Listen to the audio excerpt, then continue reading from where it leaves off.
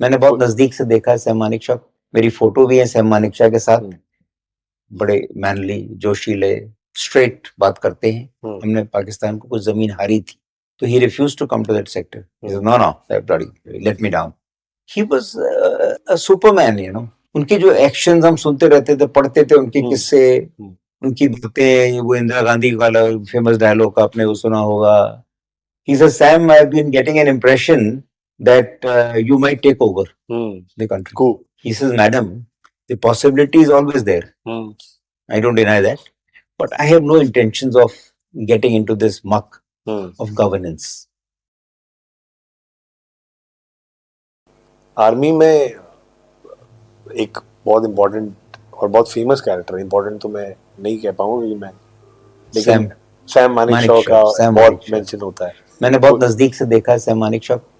मेरी फोटो भी है सैम मानेकशॉ के साथ, मेरे ऐसे गले लगते हुए। मेरी वाइफ के उस पे टाइम पे वो है, लड़ाई से पहले 71 में वो आए थे हमसे, उनने बात की थी। बड़े मैनली, जोशीले, स्ट्रेट बात करते हैं।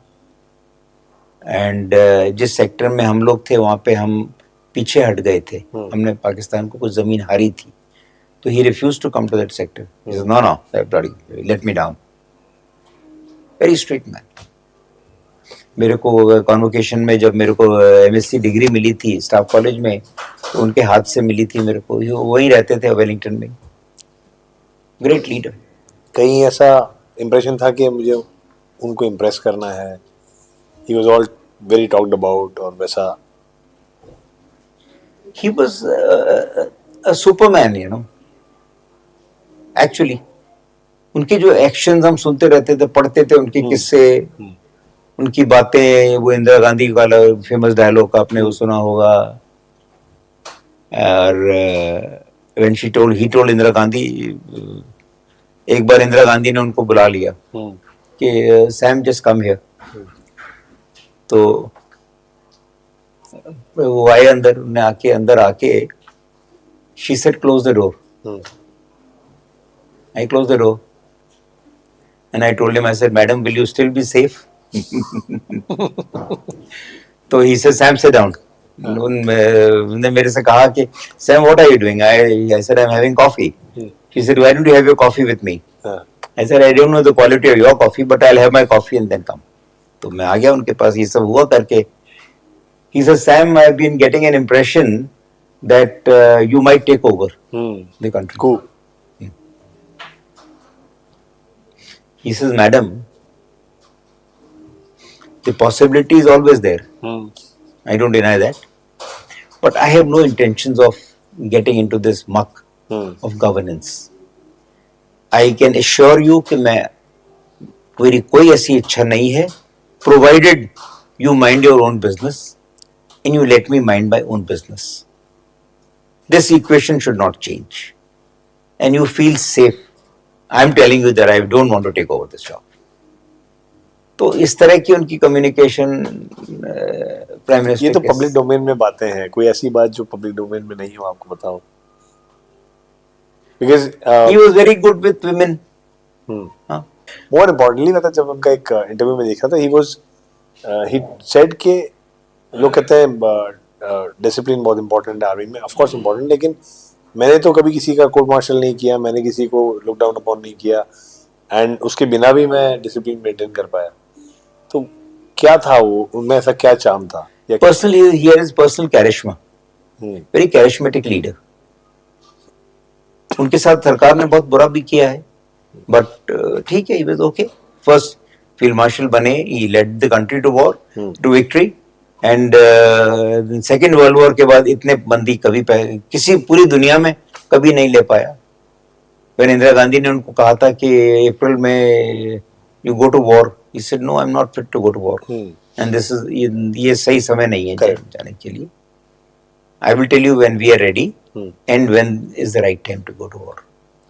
जब आर्मी इतना एफर्ट्स करके, इतने लाइव्स को सैक्रिफाइस करके एक टेरिटरी को अक्वायर करती है, और आप भी उसका पार्ट रहे हुए, और जब गवर्नमेंट उसे गुड वापस कर देती है, एक सोल्जर के माइंड में कैसा फीलिंग आता है? हम खाली इतना ही कहते हैं यार इन लोगों को पता नहीं है कुछ यार लड़ाई क्या होती है। हम्म, You see, जो दर्द हमने झेला है ना, हम्म, सारी हमारी मेहनत, सारी हमारी लय, सब तकलीफें, they just bargain it on the table here. Why can't they consult an army chap before doing that? Because इन लोगों के पर्सनल मोटिव्स होते हैं हर पॉलिटिशियन के। इंदिरा गांधी का और पंडित नेहरू का दो थे, इनको एक फितूर था कि इनको नोबेल प्राइज फॉर पीस के पीछे पड़े रहते थे ये। तो ये अपने आप को बड़ा वो दानी क्या देखो हमने माफ कर दिया, मतलब कितने शर्म की बात है। सन 71 की लड़ाई में हमारे उनके पास 56 कैदी थे, केवल 56 प्रिजनर थे। हमने 96,000 वापस कर दिए और अपने 56 नहीं छुड़ाए, जो आज भी जेल में है।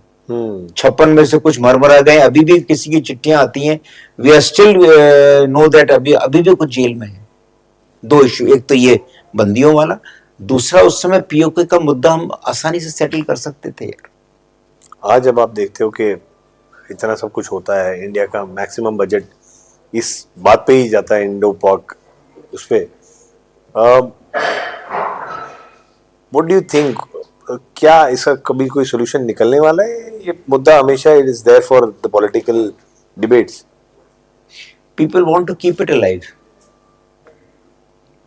इनकी दुकान इससे ही चलती है, नेताओं की। पैसा जो खाते हैं वो लोग इसी के नाम से पैसा दे के कंड्यूटिंग हो जाता है, जो कुछ करता है। हमारे यहाँ नेता ईमानदार कहाँ है यार? कोई नेता ईमानदार नहीं हमारे यहाँ। सबके दामन में इतने दाग हैं, सबके बच्चे, वरना नेता तो वो होता है जैसे शास्त्री जी थे, जब मरे थे उनका फिएट का इंस्टॉलमेंट उनसे नहीं चुकाया जा रहा था, इंस्टॉलमेंट देते थे फिएट की कार का। इस तरह के नेता आई डोंट थिंक कभी हुए हैं हमारे पास। बट उनके भी दामन में ये दाग है कि उनने भी ताशकंद में सारी वापस करके आ गए थे चीजें। तो ये politician can not understand the pains of a soldier.